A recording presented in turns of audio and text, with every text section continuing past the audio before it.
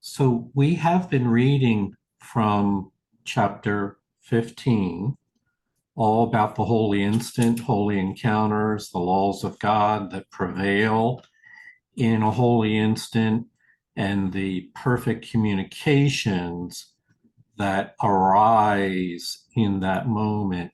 There's an idea from the previous section that we read that just was very moving for me, where it says that this is, by the way of review, God is an idea. And like your father, you are an idea. You are an idea. And that ideas can be given, exchanged, given and received. If you would give yourself as a father gives his self, you will learn to understand selfhood or divine selfhood. In the holy instant, the language of communication with all creation is remembered. And we will talk more about this language. This communication is perfectly abstract since its quality is universal in application and not subject to any judgment, any exception, or any alteration. God created you by this and for this purpose of understanding how to relate yourself to all of creation. It's relational. So, with that, a little art interpretation.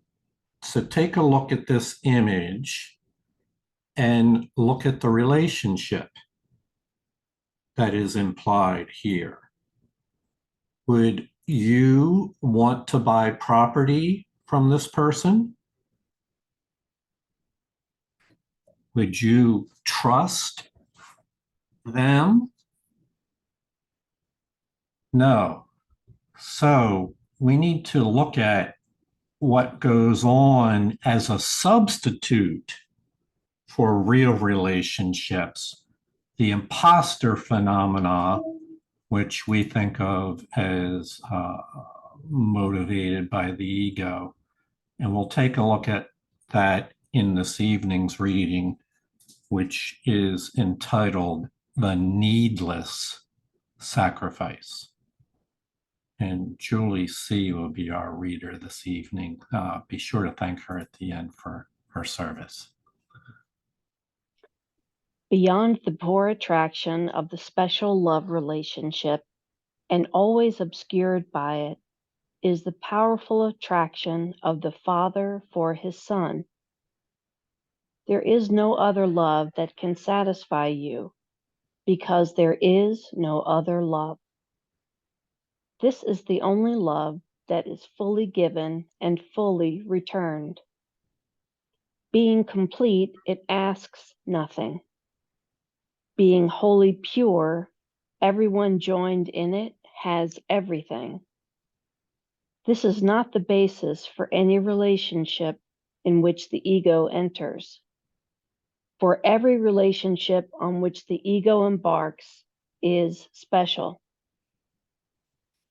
So in previous sections, we looked at the idea of what is the meaning of love. And one of the things that we came to understand about that is the meaning of love is the meaning that the Creator gives to it.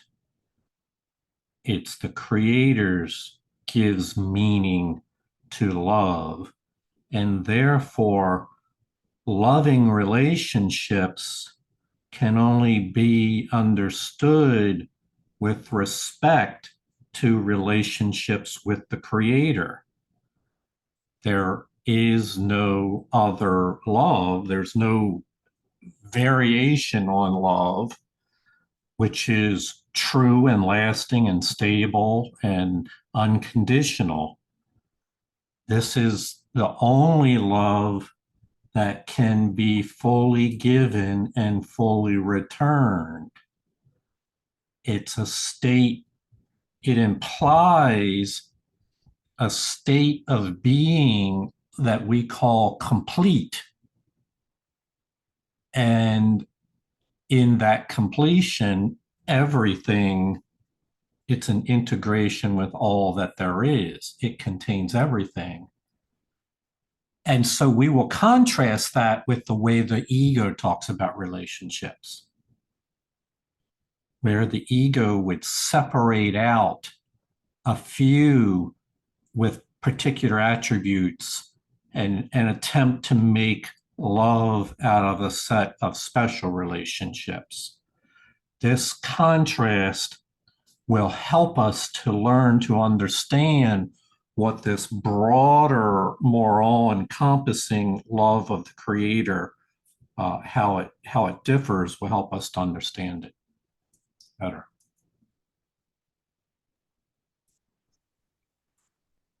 For every relationship on which the ego embarks is special. The ego establishes relationships only to get something, and it would keep the giver bound to itself through guilt. It is impossible for the ego to enter into any relationship without anger, for the ego believes that anger makes friends. This is not its statement, but it is its purpose. For the ego really believes that it can get and keep by making guilty. This is its one attraction, an attraction so weak that it would have no hold at all, except that no one recognizes it.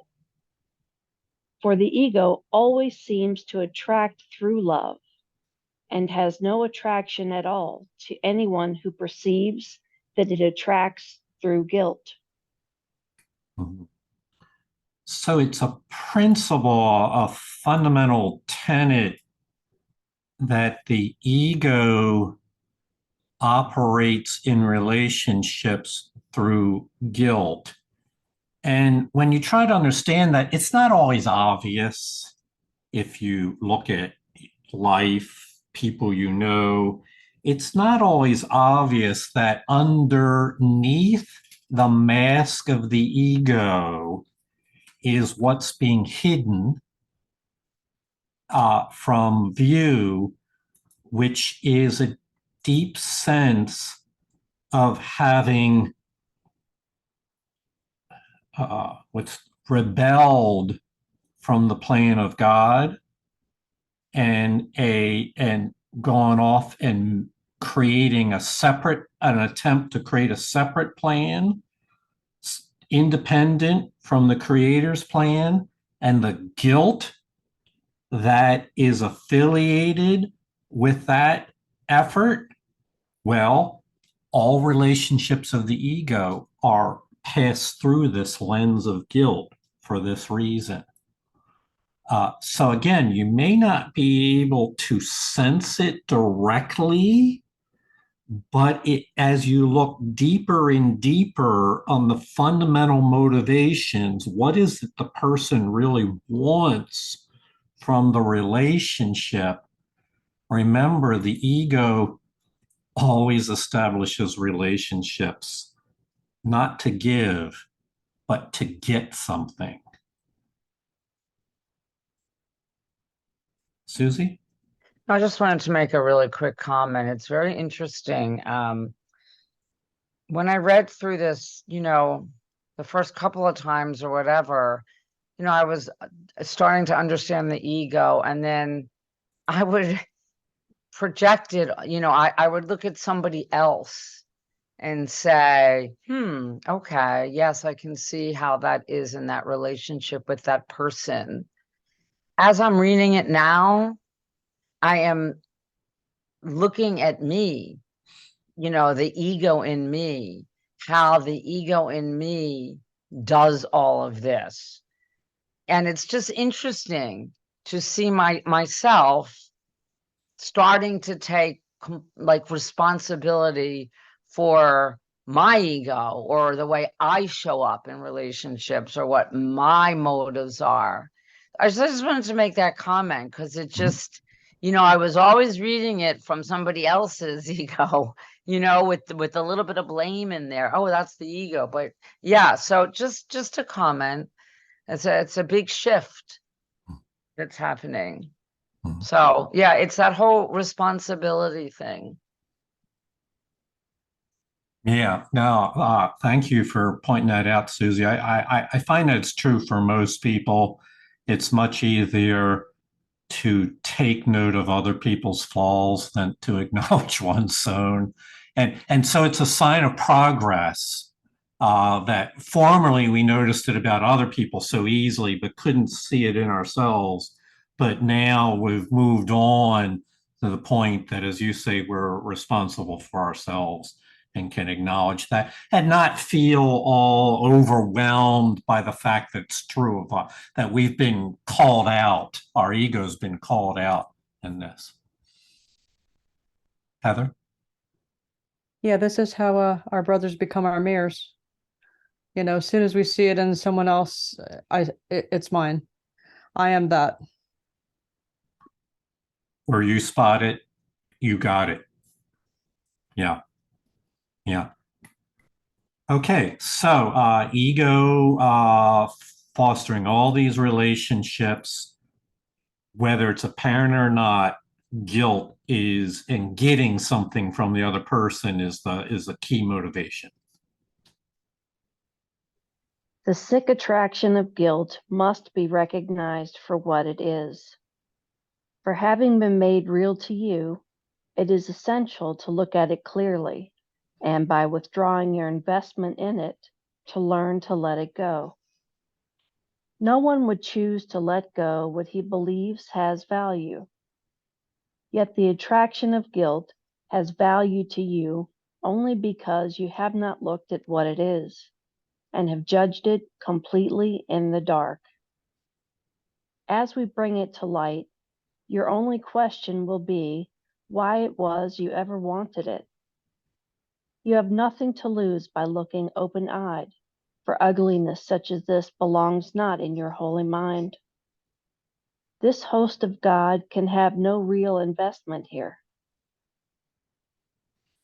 So this is really important for our healing. I take this as literal, where it says the sick attraction of guilt, in order to heal, the sick attraction of guilt must be recognized. We must look at it clearly, and then withdraw our investment so that, and bring it to light. And so I'm going to make a little side comment. Spiritual bypass is the opposite of this. Spiritual bypass would be an example of, let's say, friction comes up between you and another person. Spiritual bypass doesn't want to look at that and acknowledge the friction there. We're just going to say, well, everything's forgiven. It's all fine. Let's just move on. And keep the underlying issues, the grievances, the judgments, and the guilt hidden and out of sight. That would be a bypass. Course in Miracles invites you to heal by recognizing guilt for what it is. It's essential to look at the ego's guilt within your own life so that you can make a conscious choice to choose otherwise. I suppose it's possible in a confused state to look at guilt and then continue to walk in the footsteps of guilt, in which case you haven't made any progress at all. What the opportunity to heal, to choose again, is to look at the guilt and realize no one would choose something such as this once you've understood what it is. And so bringing it, so this is what we mean by, and we don't do this by ourselves. We do this by joining with the Holy Spirit. This is what we mean by bringing it to the light.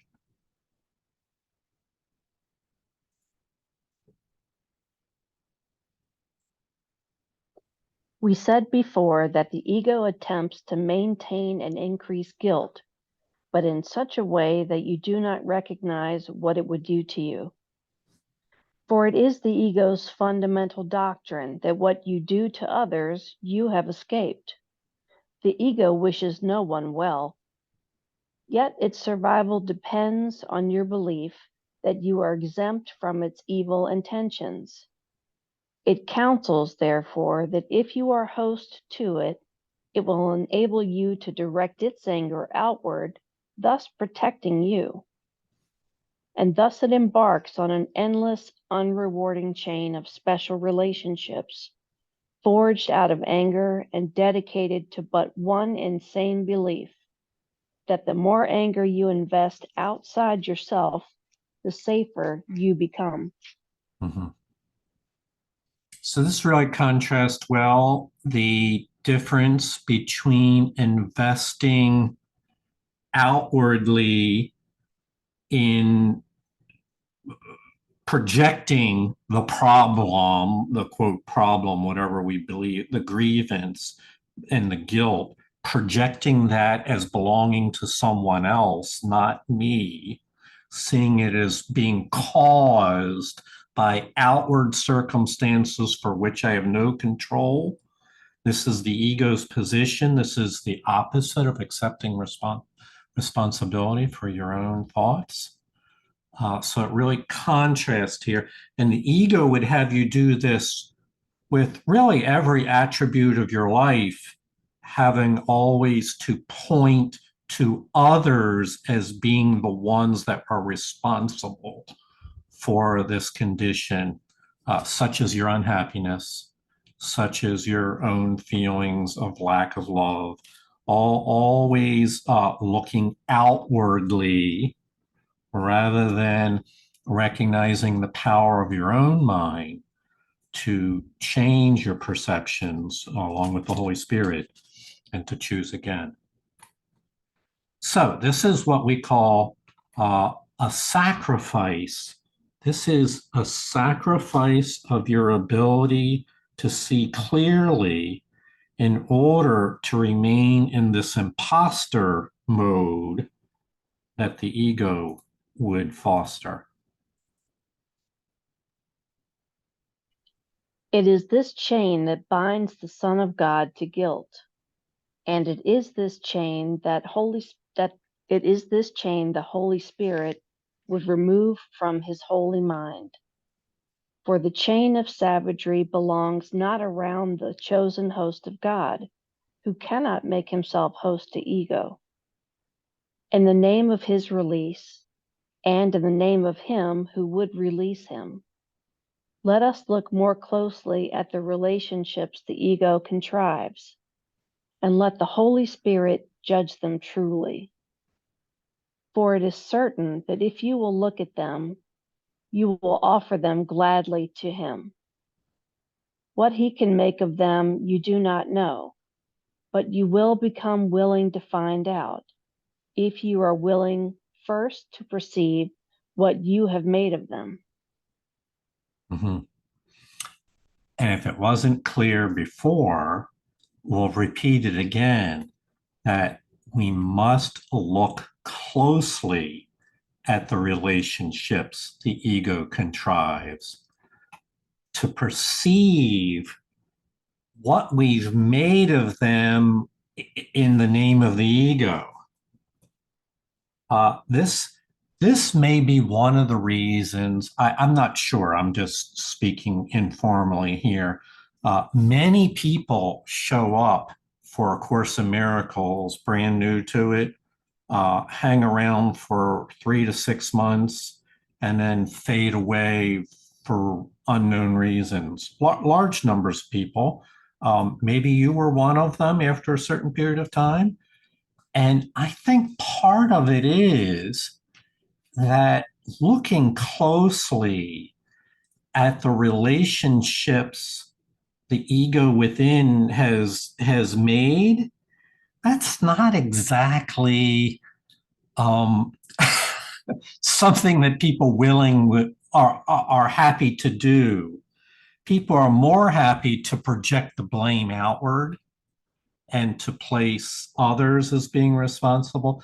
But to be willing to look closely at these things really is to be totally honest with your condition in the service of healing. But to do so, we have to look at what's remained hidden in the dark. And that's not something that everyone, once they figure out that's what's required, that they're not quite ready to undertake that yet. Sandra? This has been very tricky for me because I am a person who owned and took responsibility, and the people around me said, "Yep, it's all your fault." So it was very challenging, to say the least.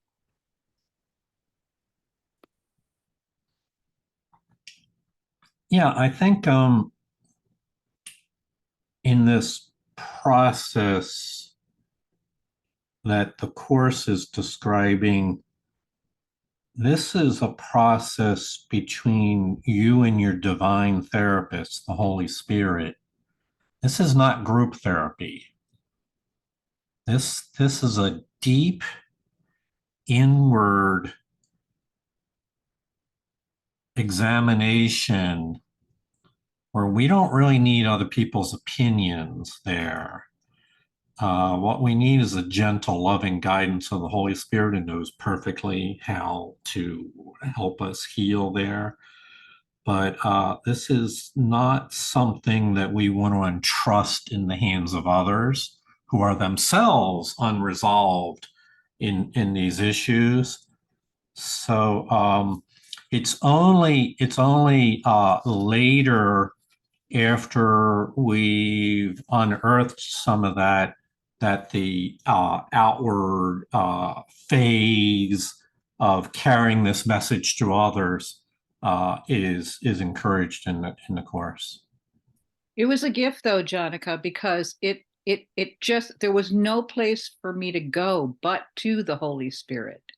So the fact that they did that was truly a gift, because I have a wonderful relationship with my Holy Spirit now. And that's, when it says that there is no love but God's, I mean, I feel loved and loving because of that relationship. So doesn't matter what anybody throws at me. I'm going to the Holy Spirit. There you go. I love it when you talk like that.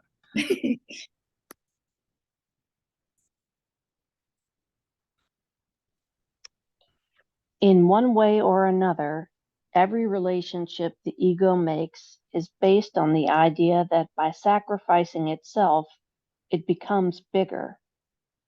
The sacrifice, which it regards as purification, is actually the root of its bitter resentment.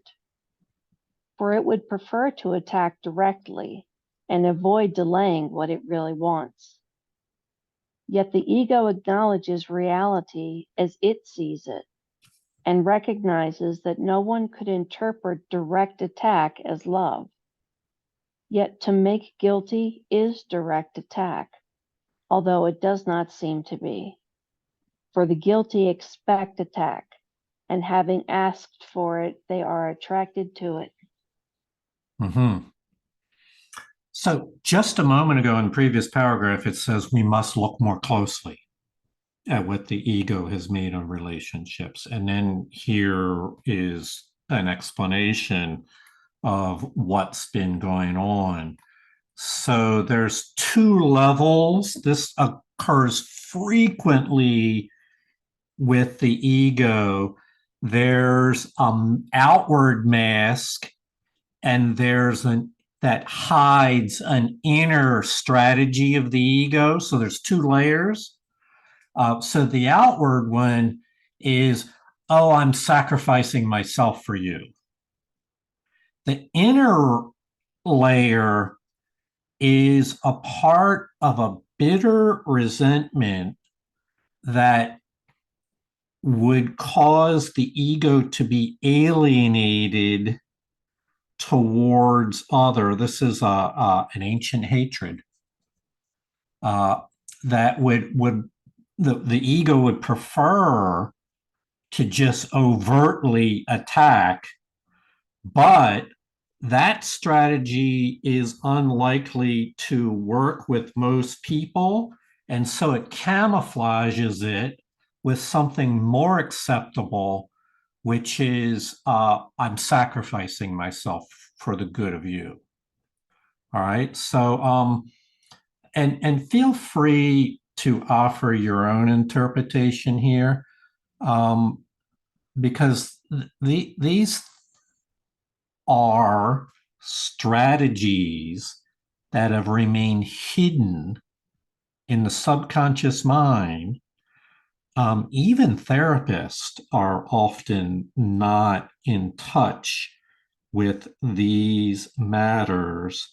They have their own theoretical background, which they use to explain what's going on. This one is different. This one is recognizing that the ego loves no one and views everyone as a threat, and therefore would prefer to attack directly. And so its outward mask is one of, let me make you feel guilty because I'm sacrificing myself for your good. That in itself is an attack. It's a more subtle form of attack than the overt forward assault. It's a more psychological attack. Oh, I'm sacrificing myself for your good. I know that in relationships, family relationships, this comes up quite a bit. And so just know that let me back up a minute and say where we're going with this is we're going to contrast all this with real relationships, the ones that the spirit would sponsor. Before we do that, we want to look at what the ego has been up to. Susie? I love this last line because you know how prior to the chorus, I might say, why do I always attract the same kind of person? And there it is, right? Because I've got all this stuff and guilt in my ancient prison, and this is all, when I'm sleeping, unawake. And this line is really telling and answers some questions for me. Actually, I think it happens so often that people kind of make a joke about it in certain circles, keep attracting the same problem in a different form. But this is telling me why. Yes. This is giving me some insight to where I must look and what I must bring to the light, and, what I might be, what is for sure was hidden for many, many years. Yes. Yes. And I'm really, the course is amazing in uncovering these profound truths that 100 years of psychotherapy still have not yet put their finger directly on. They work around in the arena, but didn't put their finger right on it, and therefore didn't look closely enough at it to understand how to heal from it. In such insane relationships, The attraction of what you do not want seems to be much stronger than the attraction of what you do want. For each one thinks that he has sacrificed something to the other, and he hates him for it. Yet this is what he thinks he wants. He is not in love with the other at all. He merely believes he is in love with sacrifice. And for this sacrifice, which he demands of himself, he demands that the other accept the guilt and sacrifice himself as well. Forgiveness becomes impossible, for the ego believes that to forgive another is to lose him. It is only by attack without forgiveness that the ego can ensure the guilt that holds all its relationships together.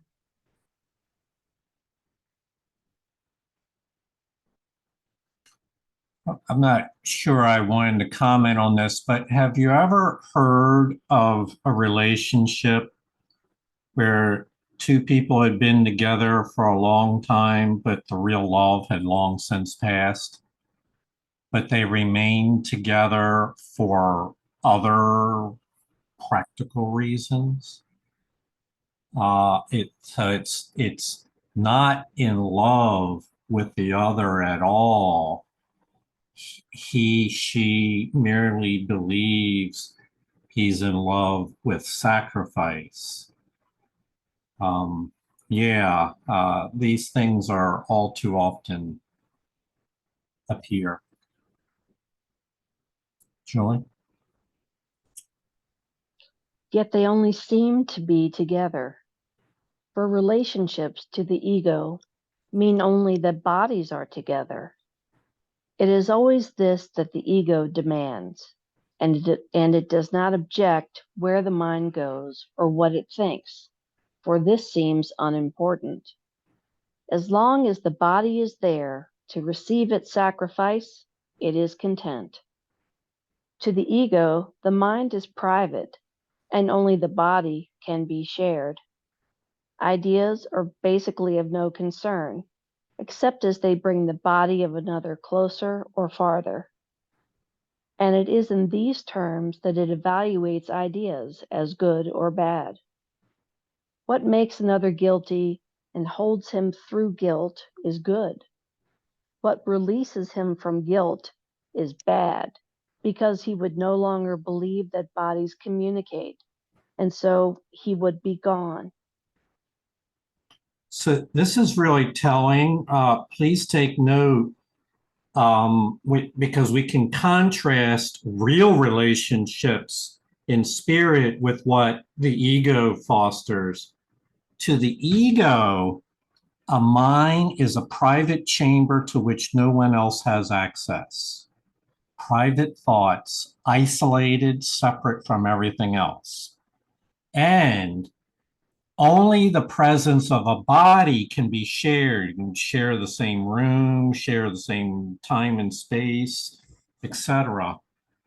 Ideas to the ego are of no concern, not meaningful. When we speak of real, in contrast to that, when we speak of real relationships, ideas are fundamental. God is an idea. You are an idea. To your mind, love is an idea. Life is an idea to your mind. So ideas are fundamental, and ideas can be shared. And this allows the mind to communicate ideas that,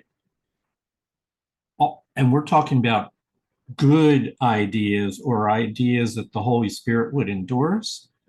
To ideas can be shared with other minds, and this allows minds to communicate. And so these two different frames of reference are most starkly seen with respect to the way they think about minds and bodies and which can be shared.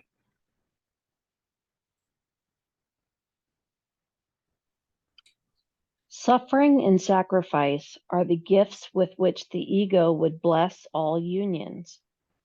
And those who are united at its altar accept suffering and sacrifice as the price of union. In their angry alliances, born of the fear of loneliness and yet dedicated to the continuance of loneliness, each seeks relief from guilt by increasing it in the other. For each believes that this decreases guilt in him. The other seems always to be attacking and wounding him, perhaps in little ways, perhaps unconsciously, yet never without demand of sacrifice. The fury of those joined at the ego's altar far exceeds your awareness of it, for what the ego really wants you do not realize.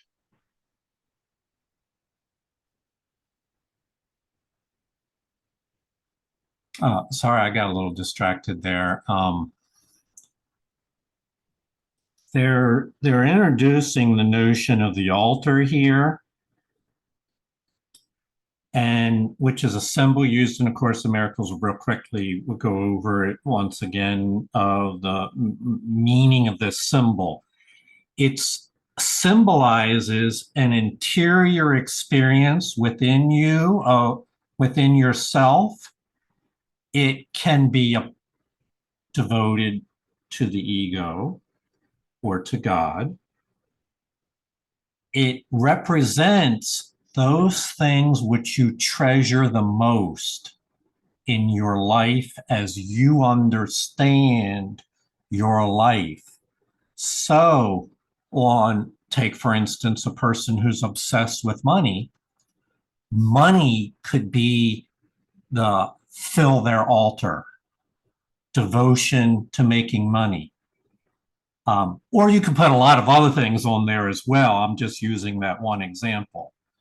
That would be a use of the power of your mind to miscreate, to try to create a separate idol of that you can worship.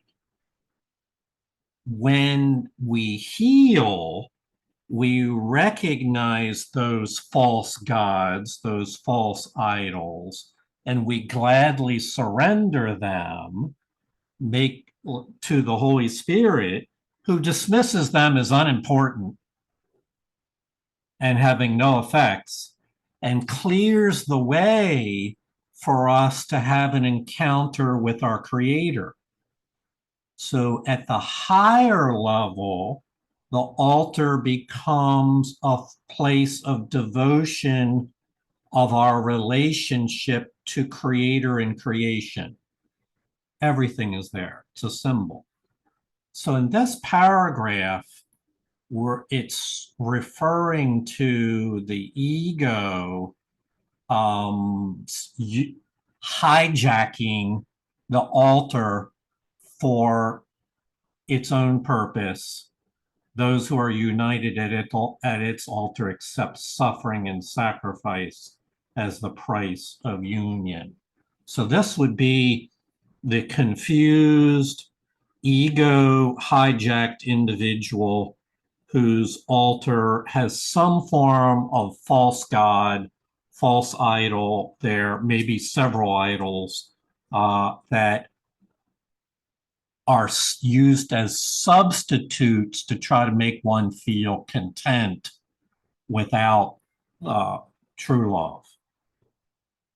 The fury of those joined at the ego's altar far exceeds your awareness of it. For what the ego really wants, you do not realize.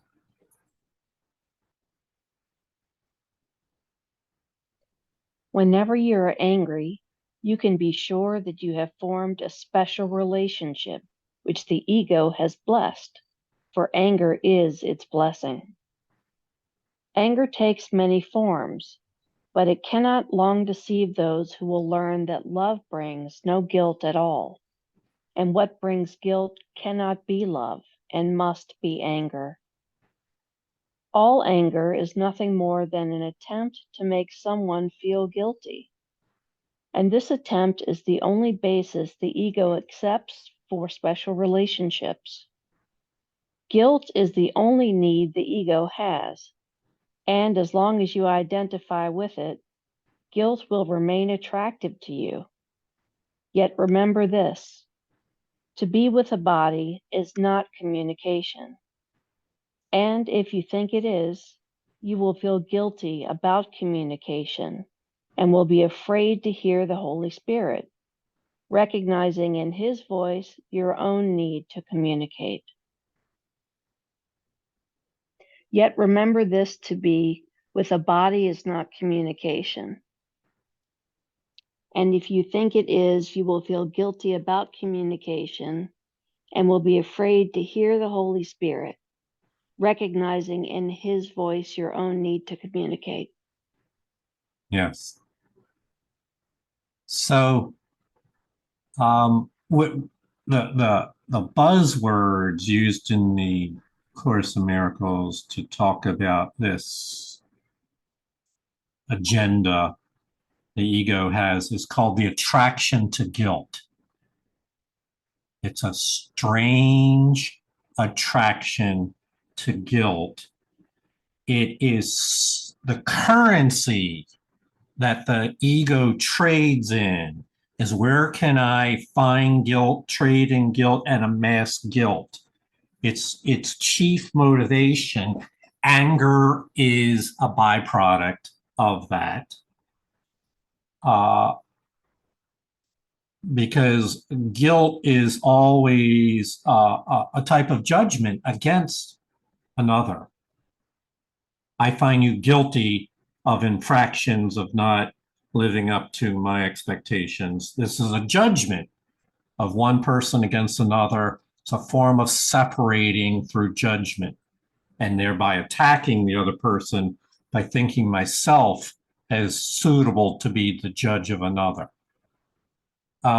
So let's go on because I think we already know that. The Holy Spirit cannot teach through fear. And how can He communicate with you while you believe that to communicate is to make yourself alone? It is clearly insane to believe that by communicating you will be abandoned. And yet many do believe it, for they think their minds must be kept private or they will lose them. But if their bodies are together, their minds remain their own. The union of bodies thus becomes the way in which they would keep minds apart, for bodies cannot forgive. They can only do as the mind directs.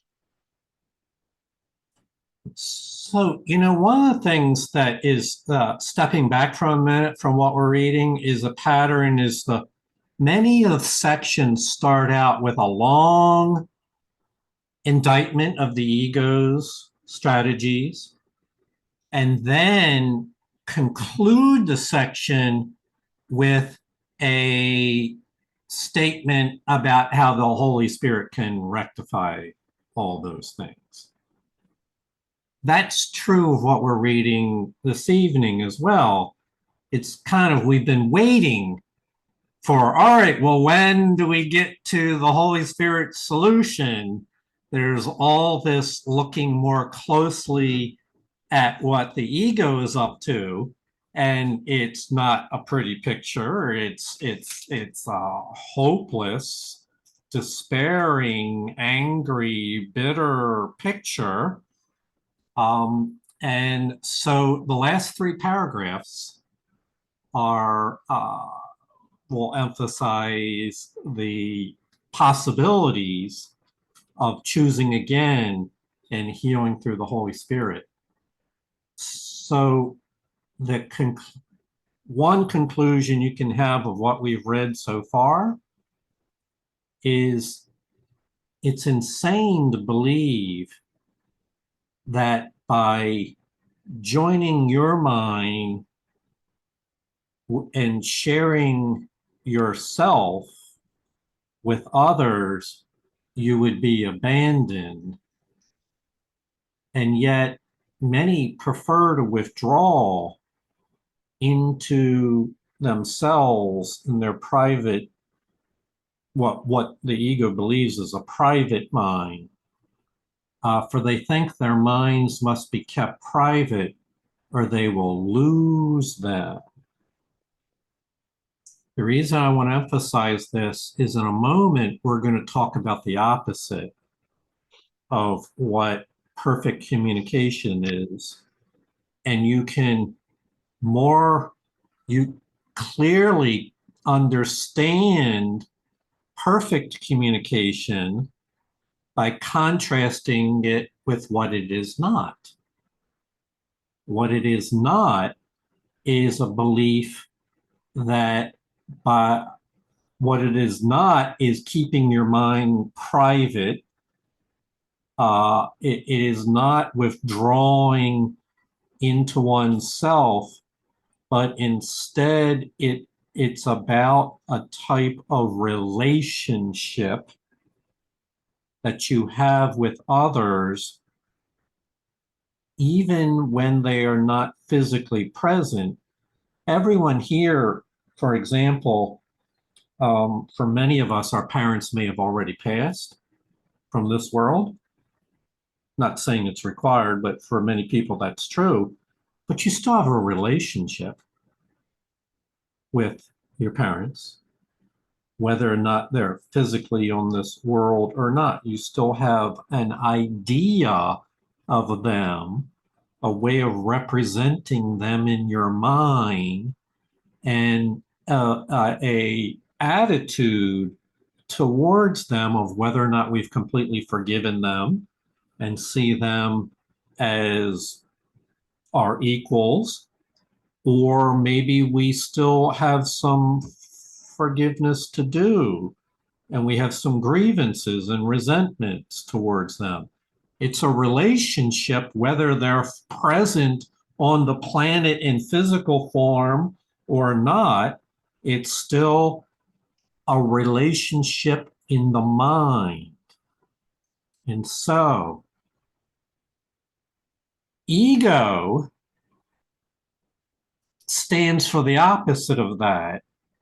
It believes that the only way you can relate is to have bodies together. And what we will read about in just a moment is how that you can really relate to everyone and everything through your mind.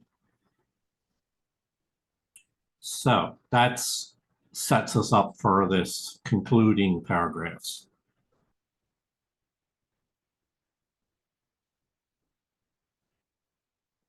Julie, try it again. Sorry. The illusion of the autonomy of the body and its ability to overcome loneliness is but the working of the ego's plan to establish its own autonomy. As long as you believe that to be with a body is companionship, you will be compelled to attempt to keep your brother in his body, held there by guilt. And you will see safety in guilt and danger in communication. For the ego will always teach that loneliness is solved by guilt, and that communication is the cause of loneliness. And despite the evident insanity of this lesson, many have learned it. Forgiveness lies in communication as surely as damnation lies in guilt. It is the Holy Spirit's teaching function to instruct those who believe communication to be damnation that communication is salvation. And he will do so, for the power of God in him and you is joined in a real relationship so holy and so strong that it can overcome even this without fear. Mm-hmm. So here we begin to touch on and prepare ourselves for what comes at the end, is the solution the Holy Spirit offers. Forgiveness is the opening chapter into full and complete communication and real relationship with creation. For in other words, those things really can't happen while we're holding our grievances and our judgments of guilt against people. That judgments of guilt and grievances will block real communication and real relationship. So forgiveness and communications come together, and here's where it requires a leap of your faith, because this is not you doing the healing. This is not your plan of salvation. This is not your plan of atonement. This is a plan that you are invited to participate in. You are invited to join in a real relationship, not the way you would the world would define relationships, but the way the Holy Spirit envisions real relationships. You're invited to join in real relationship that has a strength to it that is far greater than anything the ego can ever fabricate or even conceive of. Trust that the Creator gave the Holy Spirit this function, and therefore to the Holy Spirit, this is her purpose for being, is to bring minds together and join and connect us with one another, which is what brings us to our conclusion tonight.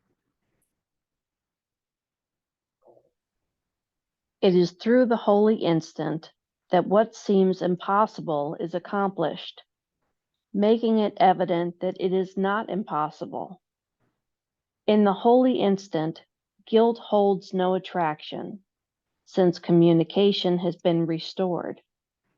And guilt, whose only purpose is to disrupt communication, has no function here. Here there is no concealment and no private thoughts.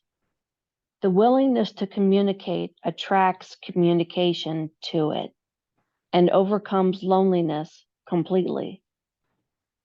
There is complete forgiveness here, for there is no desire to exclude anyone from your completion, and sudden recognition of the value of his part in it.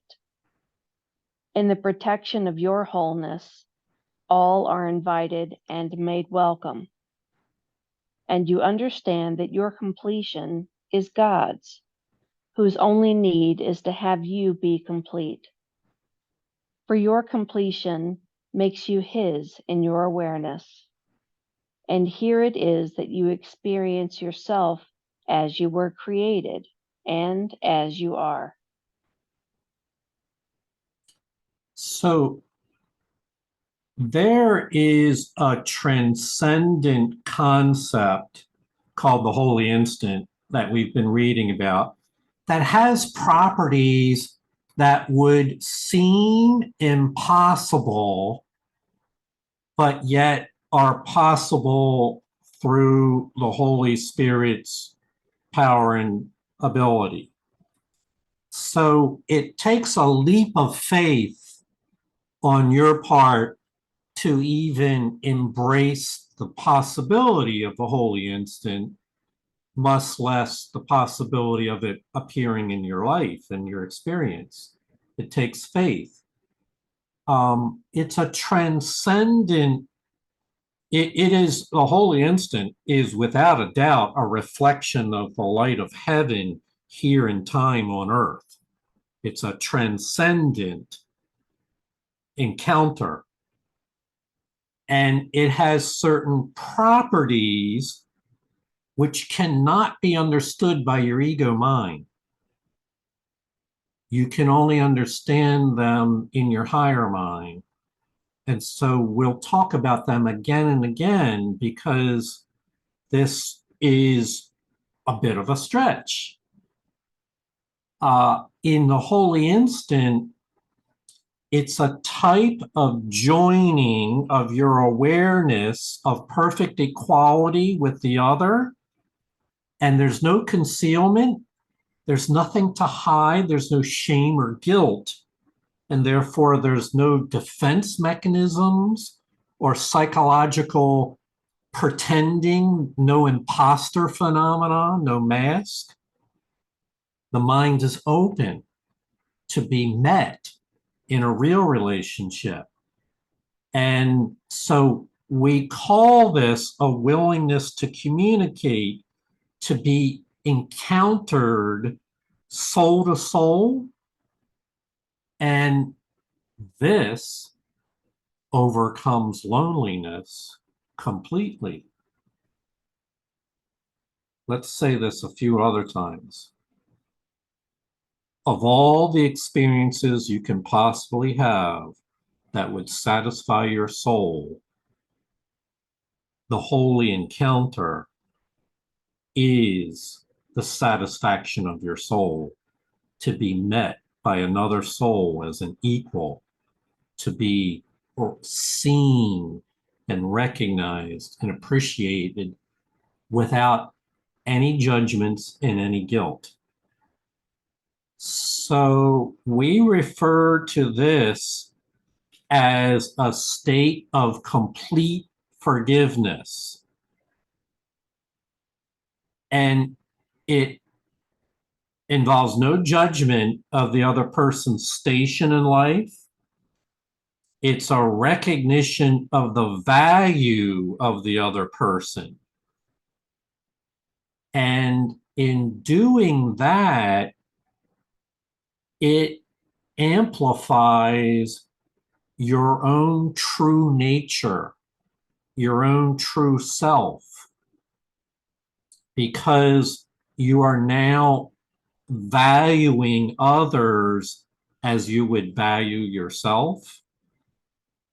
And so this is what we refer to as wholeness or completion. It is why it satisfies your soul and heals your mind. I'll have a little bit more to say on this in just a minute after we take some comments. David, you had your hand up? This morning, Heather and I were reading something, and she just asked me, she said, what would make you feel complete? And I said, complete? Wow, I don't know. I said, I'll ask the Holy Spirit. And so I did. And as the Holy Spirit is wont, the answer was coming to me just as I was asking the question. And it said to restore / remember my innocence. And I said to Heather that this is what came to me. And then I said, I can't remember if it was restore or remember. And then I said, it was actually restore my remembrance of my innocence, which is what the Holy Spirit and the Holy Instant is for. But I didn't come up with that. And that makes so much sense because I think about how ironic it is that I have all this guilt for the ego's judgment of others and myself. I really do have all this unconscious guilt. And the more I look at it, the more I realize how the ego's just going around looking for the innocent and the guilty party all the time. And anyway, I love the message that I got, that to feel complete, I need to restore my remembrance of my innocence. I love that. Thank you. Mm-hmm. Thank you, David. We have a few more minutes. I want to explore this a bit more so that there's a real treasure chest here. And you really want to not let this slip by. So in the previous class, it was brought up about the second coming in the workbook lessons. That's appearing in the workbook lessons. Well, this is not the same thing as what we're talking about in the holy instant. And I want to contrast them, although they have many of the same qualities. In the second coming, arrives after learning is complete and forgiveness, the lessons in forgiveness have been completed. No more lessons. Prepares the way for the second coming. In the holy, it's a stage, like you are going from middle school to high school. You're changing stages of your growth and development. Whereas a holy instant is just that, it's an event, it's an instant. You don't have, you're ready for it today, right now. In that moment, there's complete forgiveness, but we're in the holy instant does not require that you have finished all lessons in forgiveness forever. It means that in that moment, all these ideas, David just spoke about hidden guilt, all that is just set aside in that moment. And there's an insight and awareness that is free of guilt and aware of complete forgiveness. And when it's over, you may still have more lessons in forgiveness to complete. So the holy instant is for now. Right now, we would pray and hope that you'll have them this week. Where while the stage that we refer to as the second coming, we would pray that we're all moving in that direction. And I think I just had a technology burp there. Not sure what just happened. Sandra, you had your hand up? Yeah, my experience with the holy instant is just remembering the truth of who I am in that instant and remembering the truth of who you are in that instant. But I remembered it, but I haven't necessarily integrated it. And that's why there's always more forgiveness. There's more to come. It's just the first step is to remember. And so that's the holy instant for me, is to remember the truth. God's truth, not the ego's. Thank you. That's very clear, saying you remember it but haven't yet integrated it. That's a very nice way of expressing that. Noel? The kind of communication that would lead to the holy instant, would you say, involves transparency, authenticity, truthfulness, lack of I have to be right? Yes, your intuition's right on there, Noel. It's the complete package. It's all those attributes that your soul would welcome and more. So yes, all of them are a part of our attributes that occur in the holy instant that are available to us.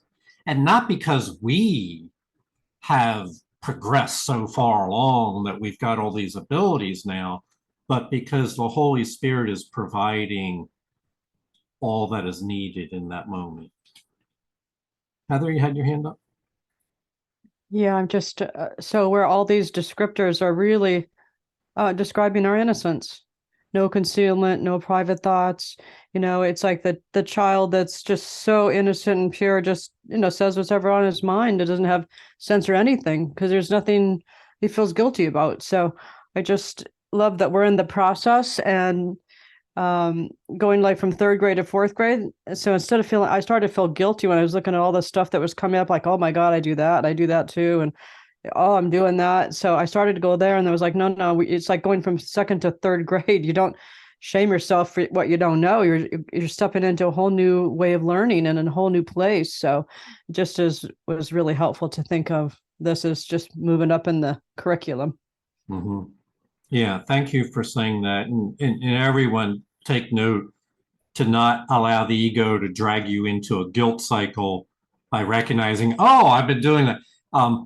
There's a common, this is an aside, when people go to for their undergraduate degree and take their first undergraduate courses in psychology, everybody finds in almost every description of abnormal psychology, you see part of yourself in there. Oh my goodness, I do that. And it's like this, and it's easy to get caught up in the fear and guilt and judgment that I'm so sick. We don't want to do that as we examine the ego's behaviors here. We don't want to get flooded with the idea of judging ourselves again. What we want to do is see it as a thought pattern that has real insane implications and decide I don't want to invest in that anymore. I any investments I may have made into that, I'm done with. I'm moving on. Susie? Yeah, I just look at it as, oh, this is just more places I need to heal. Mhm. I am like grateful to understand it better now. So like as before, I might have felt bad about myself. Now I feel I'm glad. I'm happy to keep opening up more doors from my prison or my ancient prison or whatever and say, oh, okay, that's what I need to bring to the Holy Spirit, So I don't beat myself up for it anymore at all. I'm grateful for the information. It's the only way that I can heal. I don't know if that makes sense, but that's where I am with that now. Like, oh, here's even more that's down there and more of what I do. And okay, Holy Spirit, it's just an error. It's just a mistake. Help me heal. Exactly. You're identifying with your innocence, not with a part of you that might be inclined to feel very guilty for having made those errors. That's really exactly you seeing yourself in the light the Holy Spirit sees you, not in the darkness the ego wants you to invest in. I want to say a little bit more about this communication, this soulful communication, because when we use the word in English, communication, my mind frequently immediately resorts to vocalizations, like I'm vocalizing right now. And that, or that can be written communications, or it can be recorded on a video, but vocalizing. We're talking about something where that's one form of communication is vocalizing, but soul communication goes beyond vocalizing. It has other forms. And so here's some notes that the Course has to say about communication. And by the way, Course has a lot to say about soulful communication, because in the end, there never was a separation, but there was a breakdown in communications. And so it says, maybe I'll let you read these, Julie.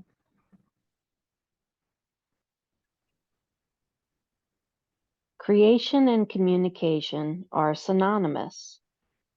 God created every mind by communicating his mind to it, thus establishing it forever as a channel for the reception of his mind and will. Since only beings of a like order can truly communicate, his creations naturally communicate with him and like him. This is so powerful because if you want to understand communication, start with how it all began. What was communication put in place for? What is its purpose? It's to allow minds to connect so that they can forever be a channel or a device for understanding the Creator's will and purpose in your life, for guidance.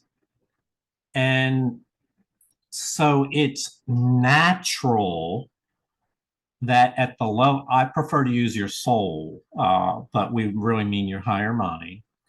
It's natural for your soul to be in communication with other souls. It's unnatural to separate into a private, lonely world. Julie?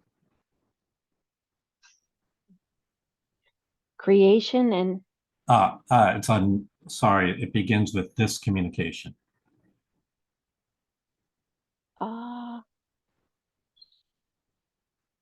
am I reading what's on our screen? Yeah, but it's the same, sorry, it's the same slide got you. before, only we've added more. This communication is perfectly abstract and that its quality is universal in application. For communication must be unlimited in order to have meaning, for it is the only means by which you can establish real relationships, which have no limits. God created you by this and for this. Okay, so we're talking about the original form of communication here. And we might have some healing and growth in order to rise up to that level. But we should have a vision of where it's going. So it's a type of communication suitable for channeling the mind and will of the Creator. So and I think you right there, you realize, well, English might not be adequate for that.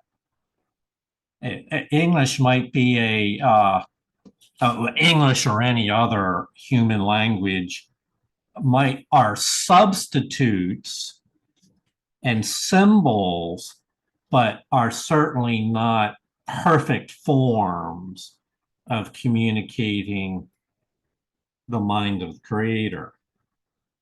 And this type of communication, when we have a communication, like we have a phone call to somebody, it begins and it ends maybe an hour later, and you say all these things, but it's limited, it's bounded in time and in content. The type of the original form of communication is not bounded, it's unlimited. It goes on forever. You can think of it as an eternal conversation of which love and union are forever emphasized and reinforced. And the course teaches, this is the only means in which you can have a real relationship is to be in communication forever without limits. In fact, little known to our, not unknown to our little mind, but known to the big mind, is that you were created for this unlimited forever communication. You were created by this and for this. So the original form of communication is grand, supreme, and ultimate in scope and in scale. And in the holy instant, at the level to which we are able to participate, we are exposed to that plan, that purpose, that intent. Doesn't mean that we're in that moment capable of rising up to the most highest levels, but means that the invitation is there to rise up in that moment and be free and walk in the light to which we were created. So more to be said about communication as we go forward. Like I said, it's all throughout A Course in Miracles. They talk about this type of communication in its different forms. The key takeaway is that the holy instant is for you right now. It's a foretaste of a grander experience that will await us when forgiveness is complete. It's a foretaste now, and you can have it tomorrow, you can have it today, you can have it in these meetings. All we need to do in that moment is completely step outside the little mind of the ego and enter into the frame of reference that the Holy Spirit provides, where our innocence is who we truly are. So thank you. We're going to wrap up here. Any final thoughts before we go?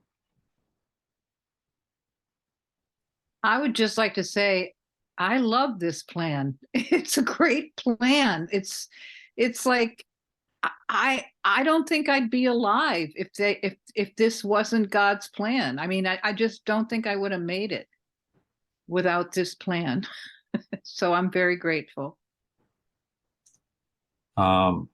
Sandra, I appreciate you saying that. I know myself, I wouldn't want to be alive if there weren't a plan such as this.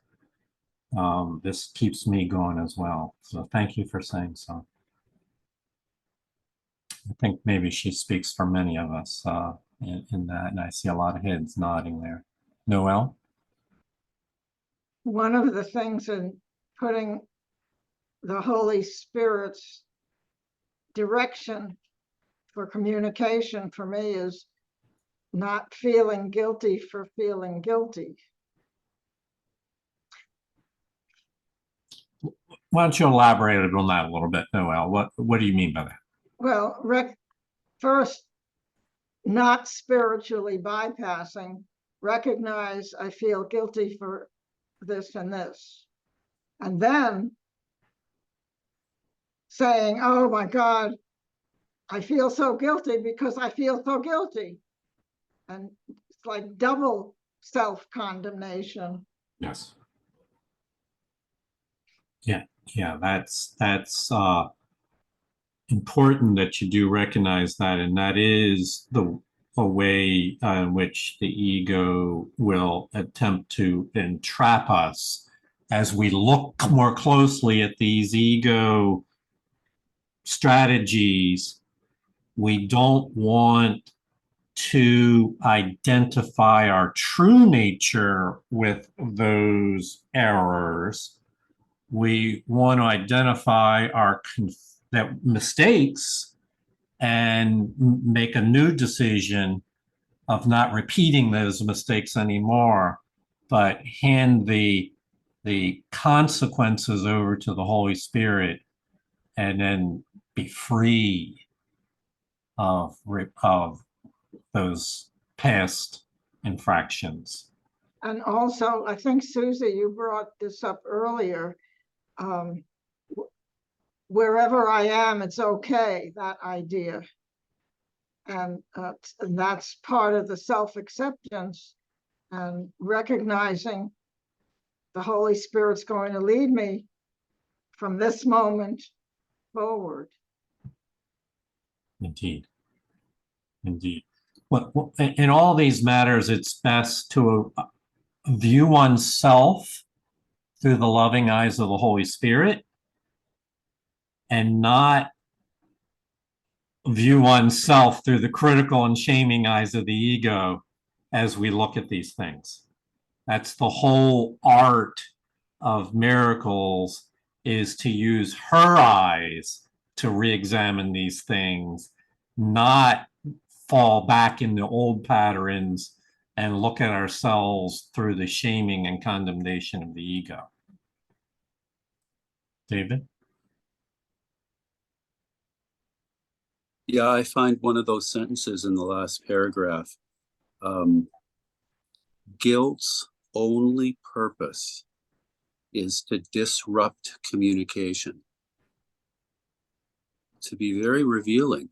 If you think its only purpose is to disrupt communication, then I suspect it's inferring communication with the Holy Spirit. So every time I'm in guilt, that's good for me to think. What's really going on? Thank you. Yeah. That's really good, David. It's an obstacle. Guilt is to disrupt, to get in the way of communication.